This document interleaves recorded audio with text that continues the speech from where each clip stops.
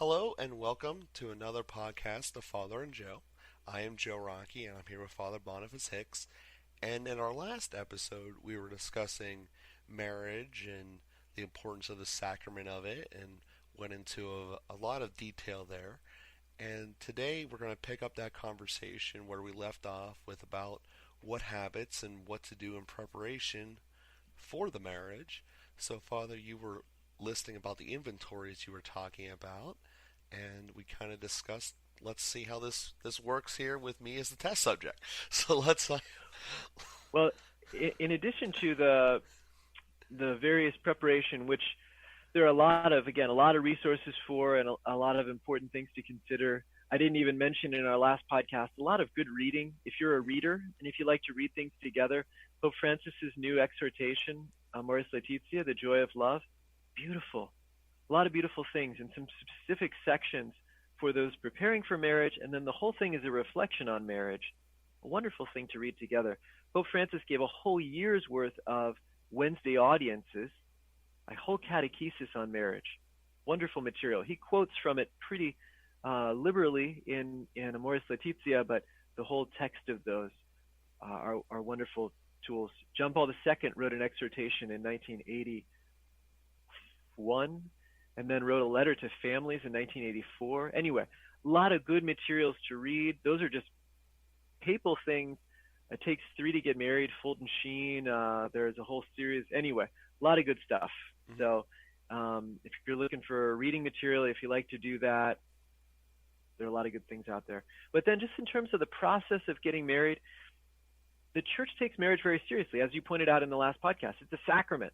And so the church wants to be very careful about preparing for and entering in, and then also keeping track of that sacrament. And so there's a whole process that's involved in that.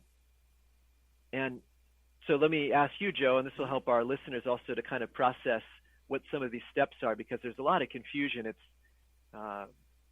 anyway, nobody gets good at this except for priests, because we're the only one that do multiple marriages. Fair enough.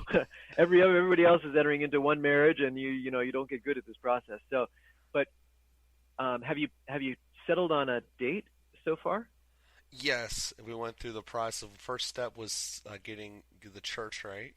A couple of extra politics around that made us have to kind of narrow into a specific date. What's happening is the church is closing, and that they give us the hard deadline that you're not allowed to schedule the marriage after, I think it was Advent. Yeah, Advent's the start of the church year, right? Yes. Uh-huh. No, we weren't allowed to schedule after Advent. She hates being cold, so that took away the month of November. And then we ended up ultimately scheduling in early October. So the October 14th is where we were at. So that's where we're at then. Wow. This Yes. coming October. Yes. Yes. So speed route. Well, that's already unusual. Usually they require 6 months.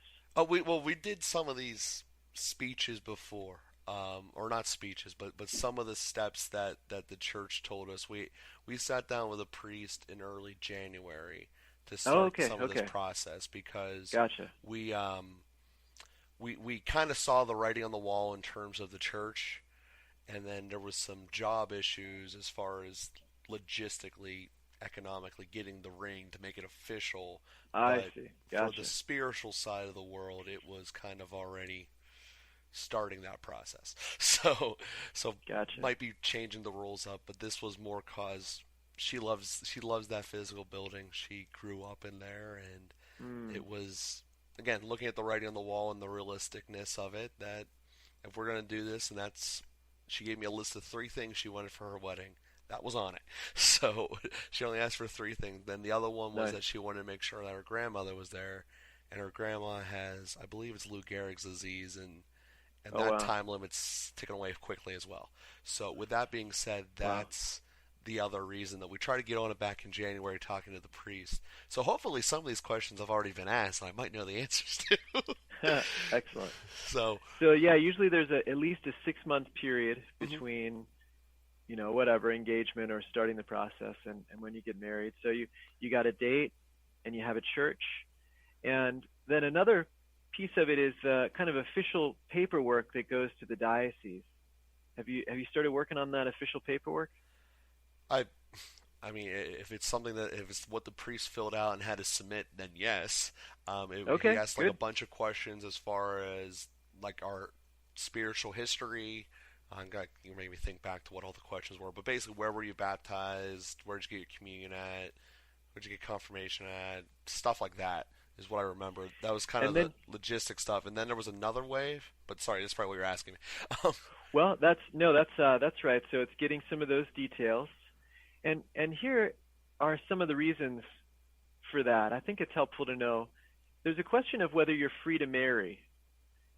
If you are an ordained priest, you are not free to marry. Hmm. If you are in religious vows, you are not free to marry. If you are already in a marriage, you're not free to marry. And so one of the things that they do is they check your record. It's really amazing. Every Catholic should see this at some point. The books that the Catholic Church keeps in in a safe, so that if the church burns down, the records don't. Hmm. And those books have all of your. You'll find an entry wherever you were baptized. There's an entry for you, and it'll have little annotations on it. When you get married, they'll send that information to the church where you were baptized, and they'll add an annotation on that record that you were married. And so then, if you try to get married again, they'll check that, and they'll say he's already married. And so, really, we keep an amazing records. You can do whole family histories, and it's really because we really take this seriously. If it's really a sacrament, why would we not do this? Why would we not go through the investigation? Why would we let anybody make a mockery of the sacrament? Hmm. So, so that's that part of the information, giving when you're confirmed and all of this kind of stuff, and they'll check that out against the record. It's also important that you've been confirmed, that you're, because people will come in to get married and they're not actually a fully initiated Catholic, and so that tells the priest, okay, we need to do a little more work with this couple. We need to find out where they are, and so it's an opportunity for evangelization too, if someone hasn't gone develop taken some of those steps. But they'll check your baptismal record, they'll check your fiance's baptismal record, and then they also ask you some questions like, is anybody forcing you to do this? Right? Because basically those four questions that we brought out in the last podcast, the qualities of marriage are free, total, faithful, and fruitful. Hmm. Are you free? Do you feel forced into this? No. Did you get her pregnant and you feel like you got to get married now? Well, that could take away freedom in a way that you're not able to really enter into the marriage. Well, that's not our case. So we took care of that. Absolutely. No, that's fantastic. So, but any way that someone might feel forced, is it total? Do you understand that this is lifelong, that there's no out, there's no chance for divorce, that there's, this isn't like, well, we don't want to get divorced, but we know that if it doesn't work out, we can get divorced. No, that's not adequate. And Pope Francis said a couple of years ago, basically, if your idea of lifelong is the same as society's, that's not adequate to enter into marriage. We really need to be countercultural as Catholics with our understanding of what it means to enter into a lifelong union with somebody. No out. And So, I think that we already agreed upon that, and that yeah we had the yeah, well, remember that discussion, yes, about the permanence of it, yes, and then that was actually one of the things that we talked about way long ago in dating, and we're on the same page with. Yeah, yeah. that kind of defeats the Well, and purpose. you're a wonderful and exemplary couple, and you can imagine how many people coming in may not have the same answer to that question. And so again, these questions, these are really essential. If you don't have these four things, you can't get married. I mean, physically, it won't be a sacrament. And that's what an annulment is basically investigating, were all four of these qualities present? Were you really entering freely into this union? Were you total, giving your whole life without any option of backing out? Were you planning on having children and open to life? So that's another essential question that they ask you. And then, do you plan to be faithful? Are you going to have other women on the side? Hmm. Are you going to have other things going? So those questions are the four questions for consent, to create a valid consent, to have a valid marriage. So all of that investigation takes place as part of that paper. And then another part of that paperwork is that the priest will contact two people who are close to each of you, who have known you your whole lives. So optimally, that's your parents if they're both living. Hmm. And the reason that the priest does that is the same reason that in the movies or in the television shows, at the beginning of the marriage, they say, if there's anybody who has an objection to this marriage, will he please speak now or forever hold his peace or whatever. Hmm. And we don't actually do that in the context of the sacrament, but we do that in the investigation. And so to make sure that, first of all, what you say is true, that you didn't enter into some clandestine marriage, or that you didn't do something crazy that would prevent you from getting married. There's that questioning of people who knew you your whole life, but also they are asked, is he entering into this freely? Is he really able to make this commitment? Does he understand what he's doing? And so it's asking that question, are there any reasons to object to this marriage? And hopefully you're on the same page with your parents or whoever. Sometimes it can be a lifelong friend or an aunt or a grandparent or something like that, but somebody who's really known you your whole life. So that's an important part, to get those other additional witnesses as well. Then you have that paperwork, and as you said, he submits the paperwork to the diocese. That may also involve things like they're called permissions or dispensations. If one of you weren't Catholic, that would be a different situation. If one of you weren't baptized Christian, that would be yet a different situation. And so those have to be handled in a special way. We don't do those things lightly. Okay. So there is permission for them. Usually there won't be a mass then if both parties aren't Catholic. But anyway, there's some special permissions from the diocese that are needed. So anyway, all of that paperwork is because we take marriage so seriously, and so there is a little investigation about how well are the pieces in place even to make the marriage possible in terms of your understanding and in terms of who you are and whether you're really free to marry. Okay. Yeah. Yeah. That's good. Yeah, we handled all those ones. So yeah, So, I remember that part. and then have you done some marriage preparation with the priest, or have you done any of the? We've had the conversations and all that where he does. Well, we basically talk about a lot of the stuff that we've been talking about here over the last Okay. cast or so. Yeah.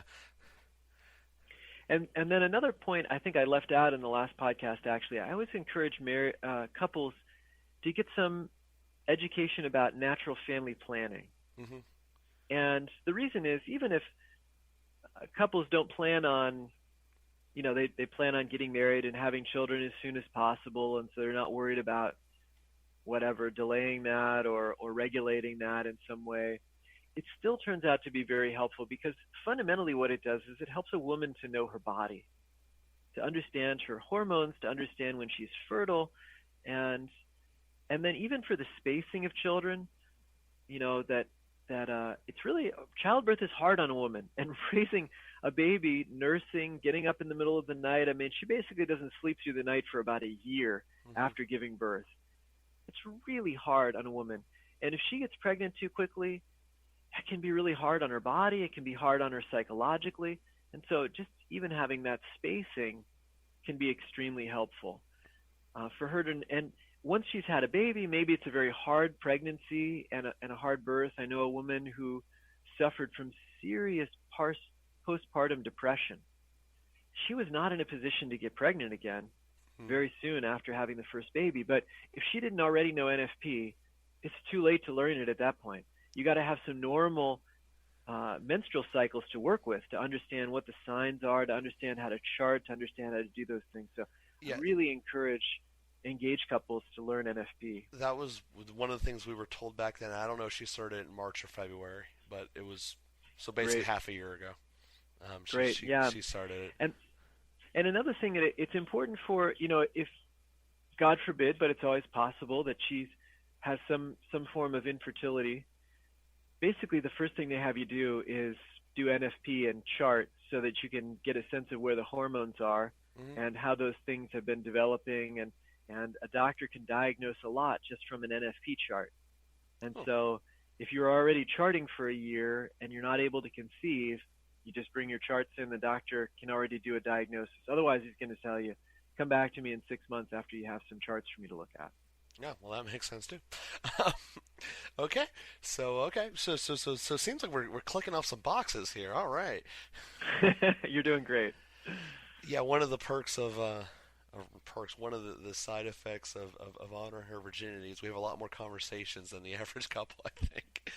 Fantastic. So Yeah, what a great point. it's a Yeah, and that's byproduct. I don't know if it was by design or what just happened, but it's what happened. well, and that's one of the byproducts of practicing NFP as well. Is during those fertile periods, if you are spacing, if you are waiting for some reason, it needs to be a serious reason. The church is clear about that, not just because, well, we feel like it or something. But during those fertile periods, if you're not coming together sexually, then it forces you to find another way to bond, to be close together. And so what you've already developed, those communication skills, is something that continues to grow. I know couples that say after the fertile period, we abstain for whatever, 5 days for a week during those fertile periods, and then I feel like I have a honeymoon every month. Hmm. When we come together again, it forces us to connect in a different way during those fertile periods, just like we did when we were engaged. And then we come together, and it's after we've kind of grown spiritually and emotionally closer together, and then we come physically together. So anyway, there's some wonderful benefits of natural family planning. Now, tell me about your marriage, the wedding itself. That's usually what couples spend all of their time on, is preparing for the wedding. But Well, the party how are or the your church part? Because we've had probably just as many conversations about both. Yeah, great. So what um yeah, any interesting points there? What would you tell a couple that's planning a wedding? Pay for it yourself. They ain't gonna listen to anyone else.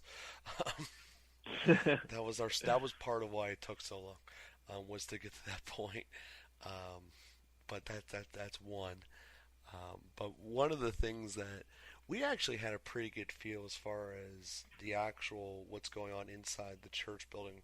We'll say this more clearly. She had a good idea of exactly what she wanted. I just didn't say no to it, as far as what she wanted to do for pretty much all of it. And it seems to be working out. She knows what she wants as far as the mass. I think the only things we haven't picked yet are the actual readings, but we got all the songs already nailed out. We got who's doing what in the mass and all that. We're having It's probably up now to like 315 people on the invite list for the party and the mass as well. So that was probably the biggest challenge, was because we I, even though we started the spiritual element of it, we didn't set a date, an official date, until I'd actually given her the ring, which wasn't all that long ago. So trying to find a hall with the capability of handling 300 plus people in 4 months wasn't exactly awesome. So, but we got that done. We got that taken care of. But and then the other reason, one of the factors that went into picking the date that we did, aside from the fact she doesn't like being cold, was that NFP stuff you went with before. We kind of used it to kind of guesstimate, because one of the things that really didn't seem to make sense was, all right, now you're married, but now you have to wait an extra week. So we tried. Obviously, it's not 100% controllable. We tried to find a day where that's less likely to be a risk. So that was all part of the stuff there. I mean, the rest of it's basically just a party and setting up the reception. But we had all the church stuff lined up, with except with the exception of the readings, and we were given a book of the most common readings that are out there. So we just basically need to sit down and actually do that. We kind of had a, but anyway, but that's our little tangent where we're at. Yeah, and that's a great spiritual preparation in itself, to be able to look at those readings and pray about that together, reflect on those. The readings themselves are a wonderful reflection on marriage. Why are those? Those are not just the normal readings; those are the only readings that are possible. So, taking the time to go through those is a wonderful way to prepare for the sacrament. So yeah, so that makes sense, and I think that we got kind of the questions in line.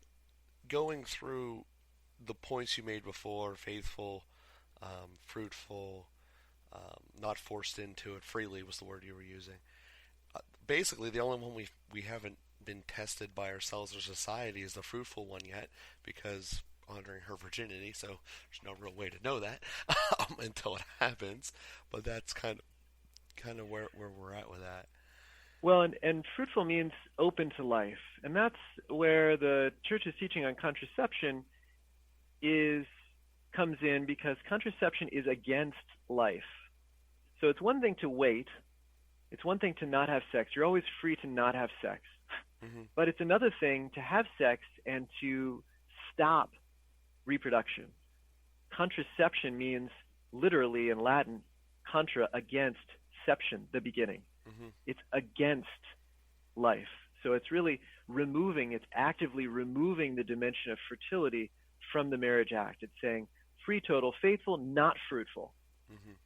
Now, a woman's cycle is saying that, okay, maybe not every time you come together it's going to result in the conception of a child, but it's not anti conception of a child.